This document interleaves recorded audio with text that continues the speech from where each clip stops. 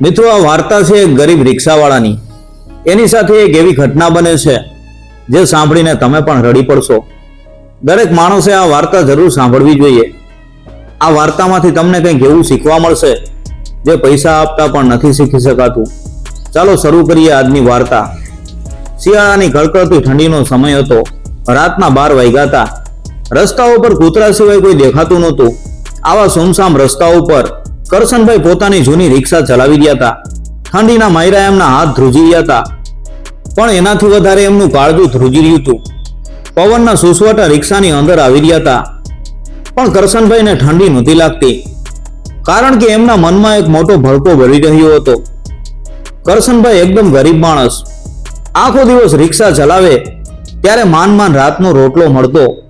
ઘરમાં પત્ની જમના અને 8 વર્ષની ફૂલ જેવી દીકરી ગોપી. ગોપી એટલે કરશનભાઈનો જીવ. એ હશે તો કરશનભાઈના આખા દિવસનો થાક ઉતરી જાય. પણ અત્યારે ગોપી હસતી નહોતી. ખાટલામાં પડી પીડાથી કણસતી હતી. આજ સવારની જ વાત છે. કરશનભાઈ ગોપીને સરકારી દવાખાને લઈ ગયા હતા. ડોક્ટરે ગોપીને તપાસી અને કરશનને અલગ રૂમમાં બોલાવીને કહ્યું કે કરશનભાઈ, તમારી દીકરીની હાલત બહુ ખરાબ છે. એના હૃદયમાં તકલીફ છે. તાત્કાલિક ઓપરેશન કરવું પડશે. જો અઠવાડિયામાં ઓપરેશન નહીં થાય તો દીકરીને બચાવવી મુશ્કેલ છે. કરશનભાઈના પગ નીચેથી જમીન ખસી ગઈ. રડતા અવાજે એમણે પૂછ્યું કે સાહેબ, કેટલો ખર્ચો થશે? ડોક્ટરે કહ્યું કે 5 લાખ રૂપિયા. 5 લાખ? કરશનભાઈએ તો જિંદગીમાં ક્યારેય 5000 રૂપિયા પણ એકસાથે નહોતા જોયા. એ ક્યાંથી 5 લાખ લાવશે? એ ડોક્ટરના પગમાં પડી ગયા. સાહેબ, મારી દીકરીને બચાવી લ્યો. હું આખી જિંદગી તમારી ગુલામી કરીશ. પણ સાહેબ શું કરે? દવાખાનાના નિયમો હતા. ઘરે આવીને જમનાને વાત કરી ત્યારે ઘરમાં રોકકળ મચી ગઈ. જમનાએ પોતાના ગળાનું મંગલસૂત્ર અને પગના સાંકડા ઉતારીને કરશનભાઈના હાથમાં મૂકી દીધા અને રડતા રડતા બોલી કે લઈ જવાને, મારી દીકરીનો જીવ બચાવો. પણ એનાથી તો માંડ 10-15 હજાર ભેગા થયા.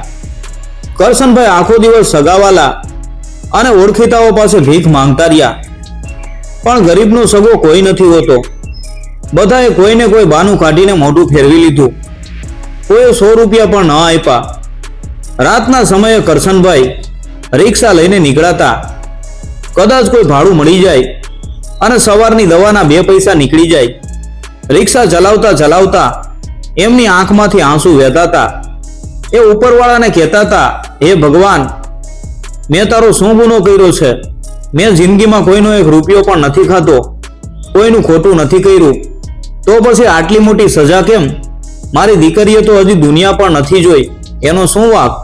જ્યારે કરશનભાઈ ઘરેથી નીકળ્યા ત્યારે ગોપી ખાટલામાં સૂતી હતી. એણે પિતાનો હાથ પકડીને કહ્યું કે બાપુજી, મને બહુ દુખે છે. શું હું મરી જઈશ? હું મરી જઈશ તો તમે કોની સાથે રમશો? અને બાપુજી, તમે રડશો તો નહીં ને? આ શબ્દો કરશનભાઈના કાનમાં હથોડાની જેમ વાગી રહ્યા હતા. એમને લાગતું હતું કે જાણે એમનો શ્વાસ રૂંધાઈ રહ્યો છે. એક બાપ પોતાની નજર સામે પોતાની દીકરીને તરફડતી જોઈ રહ્યો હતો અને એ કંઈ કરી શકતો નહોતો. રિક્ષા એક મોટા 4 રસ્તા પાસે ઊભી રહી. સામે એક મોટું બોર્ડ હતું જેમાં એક ભગવાનનો ફોટો હતો. કરશનભાઈએ 2 હાથ જોડ્યા અને રડતા રડતા મોટેથી બોલી પડ્યા કે બાપ, હવે તું જ કંઈક રસ્તો કાઢ, નહીતર કાલે હું મારી દીકરીનો ચહેરો કઈ રીતે જોઈશ? જો તું મારી દીકરીને કંઈક થવા દઈશ ને તો હું તારા ઉપરથી કાયમ માટે ભરોસો ઉઠાવી લઈશ. કંઈક ચમત્કાર કર મારા નાથ. ત્યાં જ પાછળથી અચાનક કોઈ અવાજ આપ્યો, એ ભાઈ, રેલવે સ્ટેશન જવું છે? કરશનભાઈએ આંસુ લૂછ્યા અને પાછળ જોયું. એક માણસ હાથમાં એક મોટો થેલો લઈને ઊભો હતો. કરશનભાઈએ નમ્રતાથી કહ્યું કે હા સાહેબ, બેસી જાઓ. રિક્ષા રેલવે સ્ટેશન તરફ દોડી રહી હતી. પાછળ બેઠેલો મુસાફર વારંવાર પોતાની ઘડિયાળ જોતો હતો. એને ટ્રેન પકડવાની બહુ ઉતાવળ હતી. સ્ટેશન આવતા જ મુસાફર ઝડપથી રિક્ષામાંથી ઉતર્યો. એણે ખિસ્સામાંથી 50 રૂપિયાની નોટ કાઢીને કરશનભાઈના હાથમાં મૂકી અને બાકીના પૈસા લીધા વગર જ દોડીને સ્ટેશનની અંદર જતો રહ્યો. કરશનભાઈએ ભગવાનનો આભાર માન્યો કે ચાલો, સવારની દવા પૂરતા પૈસા તો મળી ગયા. હવે આખી રાત રિક્ષા ચલાવવાની હિંમત નહોતી. દીકરી ગોપીની યાદ એમને અંદરથી કોરી ખાતી હતી. એમણે રિક્ષા ઘર તરફ વળી. ઘર પાસે આવીને કરશનભાઈએ રિક્ષા ઊભી રાખી. પાછળની સીટ ઉપર નજર ગઈ અને એમના હોંશ ઉડી ગયા. પેલો કાળા કલરનો મોટો થેલો સીટ ઉપર જ પડ્યો હતો. ઉતાવળમાં પેલો મુસાફર પોતાનો થેલો રિક્ષામાં જ ભૂલી ગયો હતો. કરશનભાઈના હૃદયના ધબકારા વધી ગયા. એમણે આજુબાજુ જોયું. રાતનો 1:30 વાગ્યો હતો અને રસ્તા ઉપર કોઈ નહોતું. ધ્રુજતા હાથે એમણે એ થેલો ઉઠાવ્યો અને સાતી સરસો ચાપીને ઝડપથી પોતાના ઘરમાં ઘૂસ્યા. ઘરમાં એકદમ અંધારું હતું. એક ખૂણામાં ખાટલા ઉપર ગોપી સૂતી હતી અને એની પાસે બેસીને જમના આંસુ લૂસી રહી હતી. કરશનભાઈએ ધીમેથી થેલો નીચે મૂક્યો. જમનાએ પૂછ્યું કે આ શું છે? આટલી જલ્દી કેમ આવી ગયા? કરશનભાઈ કંઈ બોલી ન શક્યા. એમના હાથ હજુ ધ્રુજી રહ્યા હતા. એમણે જમનાને દીવો પેટાવવાનું કહ્યું. દીવાના આછા અજવાળામાં કરશનભાઈએ થેલાની ચેન ખોલી. જેવું થેલું ખુલ્યું, જમના અને કરશનભાઈ બંનેની આંખો ફાટી ગઈ. થેલાની અંદર 500ની નોટોના બંડલ પડ્યા હતા. કરશનભાઈએ જિંદગીમાં ક્યારેય આટલા બધા પૈસા એક સાથે જોયા નહોતા.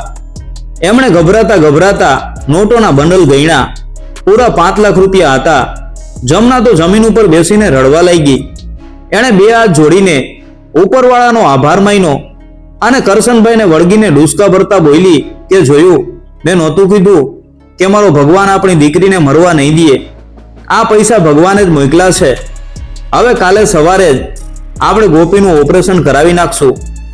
મારી ફૂલ જેવી દીકરી બચી જશે. જમનાની આંખોમાં હજારો સપના તરવા લાગ્યા હતા. પણ કરશનભાઈ પથ્થરની મૂર્તિની જેમ ઊભા હતા. એમની નજરે નોટોના બંડલ ઉપર ચોંટી ગઈ હતી. એક તરફ એમની મરવા પડેલી દીકરી હતી અને બીજી તરફ કોઈ બીજાના હકના 5 લાખ રૂપિયા. કરશનભાઈના મનમાં એક યુદ્ધ શરૂ થઈ ગયું હતું. એક અવાજ કહેતો હતો કે લઈ લે આ પૈસા કરશન, તારી દીકરી મરી જશે તો તું શું મોઢું બતાવીશ? આજે આખો દિવસ તે લોકો પાસે ભીખ માંગી પણ કોઈએ તારી મદદ નથી કરી, તો હવે તારે શું કામ કોઈનું વિચારવું? ગોપીનો જીવ આ પૈસાથી બચી જશે. આ ઈશ્વરે જ મોકલેલી મદદ છે. પણ તરત જ અંદરથી બીજો અવાજ આવ્યો, અરે કરશન, તું ગરીબ ભલે રહ્યો પણ તે ક્યારેય હરામનો 1 રૂપિયો નથી ખાતો. આ પૈસા કોના છે, શા માટે છે, કોને ખબર? કદાચ એ મુસાફર પણ કોઈ બીમારી માટે, દવાખાના માટે જ આ પૈસા લઈ જતો હોય અને એના ઘરનું કોઈ મરવા પડ્યું હોય તો? કોઈની હાઈ લઈને તું તારી દીકરીને જીવાડીશ તો એ જીવતર કેવું હશે? પારકા હકનું ખાવું એ તો ઝેર ખાવા બરાબર છે. કરશનભાઈએ ધ્રુજતા હાથે થેલો બંધ કરી દીધો. એમણે જમનાની સામે જોયું અને કહ્યું કે જમના, આ પૈસા આપણા નથી. આપણે આ પારકું ધન ન વાપરી શકીએ. કાલે સવારે હું આ થેલો આના માલિકને ગોતીને પાછો આપી આવીશ. જમના સાંભળીને પાગલ જેવી થઈ ગઈ. એણે કરશનભાઈના પગ પકડી લીધા અને માથું પછાડતા રડવા લાગી કે ના, હું મારી ગોપીના જીવ માટે કોઈ પણ પાપ કરવા તૈયાર છું. તમે આ પૈસા પાછા આપવાની વાત ન કરતા. મારી દીકરી મરી જશે તો હું પણ ગળે ફાંસો ખાઈ લઈશ. તમને ભગવાનના સોગંદ છે, હું તમને હાથ જોડું છું. આ પૈસા કોઈને ન આપતા. કરશનભાઈની આંખમાંથી શ્રાવણ ભાદરવો વરસી રહ્યા હતા. એક બાપ તરીકે એમનું હૃદય ચીરાઈ રહ્યું હતું. એમણે ગોપીના માથા ઉપર હાથ ફેરવો. ગોપી ઊંઘમાં પણ કણસી રહી હતી. એના ચહેરા ઉપર પીડાના ભાવ હતા. કરશનભાઈ એને જોઈને ધ્રુસકે રડી પડ્યા. એક તરફ દીકરીનો જીવ હતો અને બીજી તરફ એમની ઈમાનદારી. આ રાત કરશનભાઈની જિંદગીની સૌથી અઘરી અને લાંબી રાત હતી. બાપનો જીવ પકડી રહ્યો હતો પણ પ્રામાણિકતાનો પાલવ છૂટતો નહોતો. સવાર પડી. સૂરજનો તડકો ઘરના આંગણામાં પડ્યો પણ કરશનભાઈના ઘરમાં આજે અંધારું જ હતું. આખી રાત જમના રડતી રહી અને કરશનભાઈ જાગતા રહ્યા. સવાર થતાં જ કરશનભાઈએ એક મોટો નિર્ણય લીધો. એમણે જમનાને સમજાવતા કહ્યું કે જમના, મારી ગોપીને કાંઈ નહીં થાય. મારો રામ એને બચાવી લેશે. પણ જો હું આ પાપના પૈસા વાપરીશ ને તો જીવતે જીવ મરી જઈશ. મને માફ કરજે. જમના મોઢે સાડલો રાખીને ધ્રુસકે રડતી રહી. કરશનભાઈએ થેલો ખોલ્યો. નોટોની નીચે એક નાની ડાયરી પડી હતી. એમાં પેલા જ પાને મોટા અક્ષરે નામ અને સરનામું લખ્યું હતું, શેઠ મનસુખલાલ, શાંતિવન બંગલો, મોટા રસ્તા પાસે. કરશનભાઈએ થેલો રિક્ષામાં મૂક્યો. ઘરેથી નીકળતા પહેલા ખાટલામાં સૂતેલી ગોપીના માથા ઉપર હાથ ફેરવો. એના ચહેરા ઉપર એક ચૂમી લીધી અને આંખમાંથી બે આંસુ ગોપીના ગાલ ઉપર પડ્યા કે બેટા, તારો બાપ ગરીબ જરૂર છે પણ ચોર નથી. ભગવાન તારી રક્ષા કરશે. આટલું બોલીને કરશનભાઈ રિક્ષા લઈને નીકળી પડ્યા.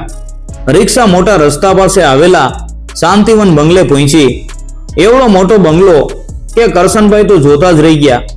મોટા મોટા લોખંડના દરવાજા અને બંગલાની બહાર 2-3 મોટી ગાડીઓ પડી હતી. દરવાજા ઉપર ઉભેલા ચોકીદારે કરશનભાઈને અટકાવ્યા. એ ભિખારી, ક્યાં જાય છે અંદર? આ શેઠ મનસુખલાલનો બંગલો છે, ચાલ ભાગ અહીંથી. કરશનભાઈએ હાથ જોડીને કહ્યું કે ભાઈ, મારે શેઠને એક જરૂરી સામાન પાછો આપવો છે. એમને કહો કે રિક્ષાવાળો આવ્યો છે. થોડી વાર પછી શેઠ બહાર આવ્યા. એમના ચહેરા ઉપર પૈસાનો અહંકાર દેખાતો હતો. એમણે કરશનભાઈને ઉપરથી નીચે સુધી જોયા અને કડક અવાજે પૂછ્યું કે શું છે? કેમ સવાર સવારમાં ભીખ માંગવા આવી ગયો? કરશનભાઈએ પેલો થેલો શેઠને બતાવ્યો અને કહ્યું કે શેઠ, રાત્રે તમારો કોઈક માણસ મારી રિક્ષામાં બેઠો હતો. એ આ થેલો ભૂલી ગયો છે. આમાં તમારા 5 લાખ રૂપિયા છે, ગણી લેજો. મનસુખલાલે તરત જ થેલો ખેંચી લીધો. ચેન ખોલીને અંદર જોયું. નોટોના બંડલ એમ જ પડ્યા હતા. પણ શેઠને કરશનભાઈ ઉપર દયા આવવાના બદલે શંકા ગઈ. એમણે કરશનભાઈની સામે તિરસ્કારથી જોયું અને કટાક્ષમાં બોલ્યા, મને ખબર છે તારા જેવા લોકોની દાનત. રાત્રે નોટો જોઈને લાલચ જાગી હશે, પણ પછી પોલીસની બીક લઈ ગઈ હશે, એટલે સવાર પડતા જ પાછો આપવા આવી ગયો. અને મનમાં એમ હશે કે શેઠ ખુશ થઈને મોટું ઇનામ આપશે, ખરું ને? કરશનભાઈના પગ નીચેથી જમીન સરકી ગઈ. એમને આશા નહોતી કે ઈમાનદારીનો આવો બદલો મળશે. શેઠે પોતાના ખિસ્સામાંથી 100-100ની 5 નોટો કાઢી અને કરશનભાઈના મોઢા ઉપર ફેંકતા કહ્યું, લે આ તારું ઇનામ. ઉપાડા પૈસા અને ચાલતો થા. હવે બીજી વાર આ બાજુ દેખાતો નહીં. કરશનભાઈનું કાળજું ચીરાઈ ગયું. ગરીબની ઈમાનદારીની આનાથી મોટી મજાક શું હોઈ શકે? નીચે પડેલી નોટો જોઈને એમની આંખમાં આંસુ આવી ગયા. એમણે જમીન ઉપર પડેલા પૈસાને અડ્યા પણ નહીં. એમણે 2 હાથ જોડીને કહ્યું કે શેઠ, મારી 8 વર્ષની દીકરી ખાટલામાં મોત સામે લડી રહી છે. એના હૃદયના ઓપરેશન માટે દવાખાનામાં 5 લાખ રૂપિયા ભરવાના છે. જો મારે તમારા પૈસા ચોરવા જ હોત તો અત્યારે મારી દીકરીનું ઓપરેશન ચાલુ હોત. હું અહીં ઇનામ લેવા નથી આવ્યો, પણ મારો અંતરાત્મા મને પારકું ધન ખાવાની ના પાડે છે, એટલે તમારો થેલો પાછો આપવા આવ્યો છું. બાકી ગરીબ છું પણ ભિખારી નથી. તમારા પૈસા તમને મુબારક. આટલું બોલીને કરશનભાઈ પાછળ ફર્યા. એમના ગળે રૂમો ભાજી ગયો હતો. કરશનભાઈ પોતાની રિક્ષા તરફ જઈ રહ્યા હતા. એમનું મન ખાટલામાં પડેલી ગોપી પાસે પહોંચી ગયું હતું. એમને થતું હતું કે હવે ઘરે જઈને હું જમનાને શું જવાબ આપીશ? ગોપીનો ચહેરો કઈ રીતે જોઈશ? આંખમાંથી વહેતા આંસુ એમના શર્ટને ભીનો કરી રહ્યા હતા. ત્યાં જ પાછળથી એક અવાજ આવ્યો. કરશનભાઈએ ઊભા રહીને પાછળ જોયું. પેલા શેઠના હાથમાંથી પેલો કાળો થેલો નીચે પડી ગયો હતો. થયું હતું એવું કે જેવી કરશનભાઈએ દીકરીની બીમારીની વાત કરી ત્યારે શેઠને થયું કે લાવ ચેક કરું કે આ થેલામાંથી આણે કોઈ નોટ કાઢી તો નથી ને. થેલો ઊંધો કરીને એમણે નોટોના બંડલ નીચે પડ્યા, પણ નોટોની સાથે અંદરથી એક જૂનો કાગળ પણ નીચે પડ્યો. એ કાગળ ઉપર લખેલા અક્ષર જોઈને મનસુખલાલની આંખો ફાટી ગઈ. એમના શ્વાસ થંભી ગયા. આ અક્ષર એમના એકના એક દીકરા રાહુલના હતા. 5 વર્ષ પહેલાની વાત છે. મનસુખલાલને પોતાની અમીરી અને પૈસાનો એટલો બધો નશો હતો કે એમણે પ્રોપર્ટી માટે પોતાના સગા દીકરા સાથે ઝઘડો કર્યો હતો. એમણે ગુસ્સામાં આવીને દીકરાને ધક્કો મારીને રાતોરાત ઘરમાંથી કાઢી મૂક્યો હતો. દીકરો રડતો રડતો ખાલી હાથે ઘર છોડીને જતો રહ્યો હતો. આજે 5 વર્ષ પછી એ જ દીકરાનો પત્ર આ થેલામાં હતો. રાત્રે જે મુસાફર રિક્ષામાં બેઠો હતો એ કદાચ રાહુલનો મિત્ર હશે, જે આ થેલો શેઠ સુધી પહોંચાડવા જ આવ્યો હશે. મનસુખલાલના હાથ ધ્રુજવા લાગ્યા. એમણે જમીન ઉપર બેસીને પત્ર ખોલ્યો. પત્રમાં રાહુલે લખ્યું હતું કે બાપુજી, તમે મને ઘરમાંથી કાઢી મૂક્યો કારણ કે તમને લાગ્યું કે હું તમારી મિલકત પડાવી લઈશ. પણ બાપુજી, મારે તમારી 1 રૂપિયાની સંપત્તિ પણ નહોતી જોઈતી. મારે તો ખાલી મારો બાપ જોઈતો હતો, તમારો પ્રેમ જોઈતો હતો. તમે પૈસાને દીકરો માની લીધો છે, એટલે હું બધું જ છોડીને હંમેશા માટે દૂર જાઉં છું. આ 5 લાખ રૂપિયા મારી મહેનતની કમાણી છે, જે હું તમારા ચરણે ધરું છું. હવે હું ક્યારેય પાછો નહીં આવું.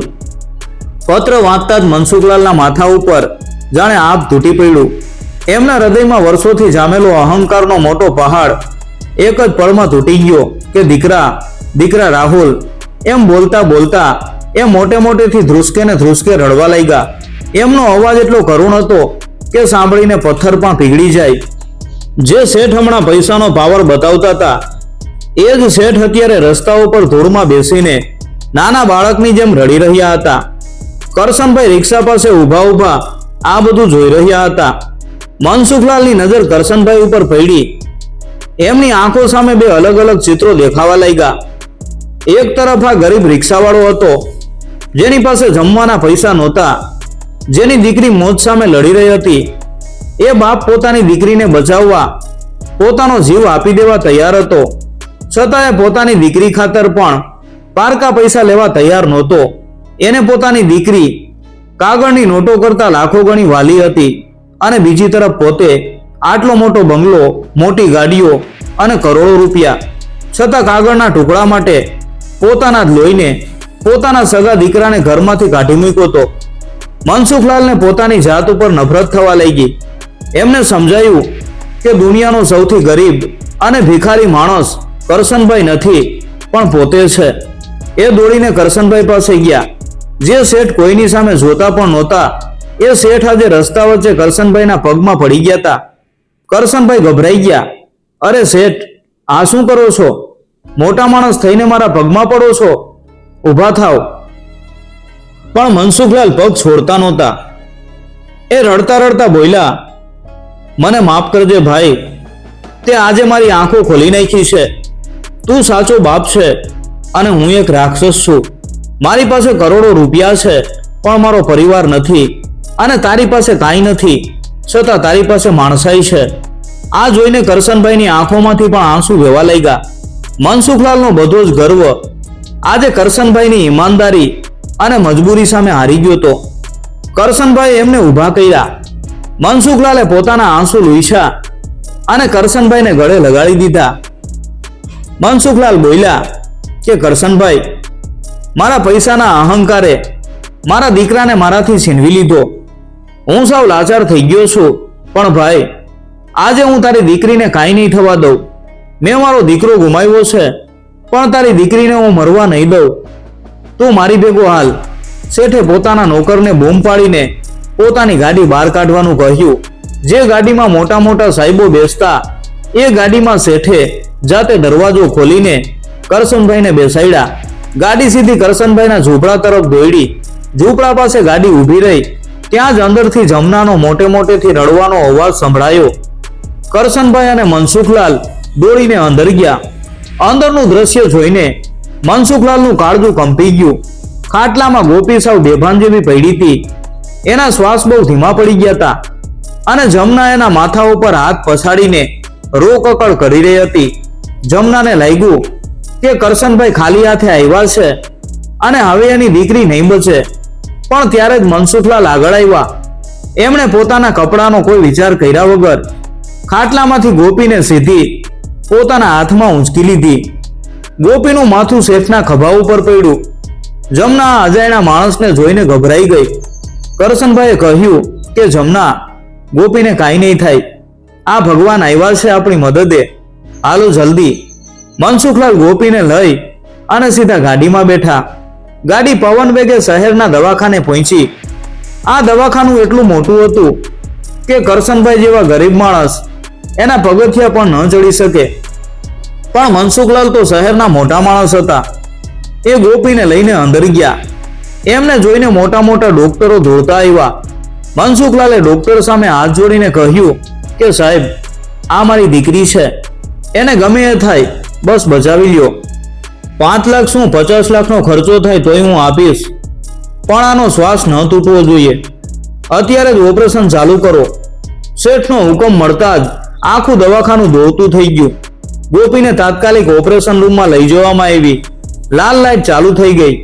બહાર લોબીમાં કરશનભાઈ અને જમના જમીન ઉપર બેસીને ભગવાનની માળા જપવા લાગ્યા. ત્યારે મનસુખલાલ પણ ખુરશી છોડીને પોતાના પૈસાનો બધો જ ભાર બાજુ ઉપર મૂકીને એમની પાસે નીચે જમીન ઉપર બેસી ગયા. કરશનભાઈએ હાથ જોડીને કહ્યું કે શેઠ, તમે તો અમારા માટે દેવદૂત બનીને આવ્યા. તમારી આ મદદ હું 7 જન્મ સુધી નહીં ભૂલું. મનસુખલાલે કરશનભાઈનો હાથ પોતાના હાથમાં લઈને કહ્યું કે ના ભાઈ ના, દેવદૂત તો તું છે. તે મારા 5 લાખ રૂપિયા પાછા નથી આપ્યા. તે મારા શરીરની અંદર મરી ગયેલી માણસાઈને પાછી જીવતી કરી છે. પારકાની વેદના શું હોય એ તે આજે મને સમજાવ્યું છે. મારા દીકરાની યાદમાં હું આખી જિંદગી તરફડતો હતો. આજે તે મને સાચો રસ્તો દેખાડ્યો છે. બંને દીકરીના જીવ માટે પ્રાર્થના કરી રહ્યા હતા. સમય જાણે થંભી ગયો હતો. બધાની નજર પેલી લાલ લાઈટ ઉપર મંડાયેલી હતી. 2 કલાક જેટલો સમય વીતી ગયો, પણ કરશનભાઈ માટે આ 2 કલાક 2 જન્મ જેવા લાંબા હતા. અંતે ઓપરેશન રૂમની લાલ લાઈટ બંધ થઈ, દરવાજો ખુલ્યો અને ડોક્ટર બહાર આવ્યા. કરશનભાઈ, જમના અને મનસુખલાલ ત્રણેય દોડીને ડોક્ટર પાસે ગયા. ત્રણેયના શ્વાસ અટકી ગયા હતા. ડોક્ટરે પોતાના મોઢા ઉપરથી માસ્ક હટાવ્યું અને હસીને કહ્યું, તમે લોકોએ બહુ જલ્દી કરી.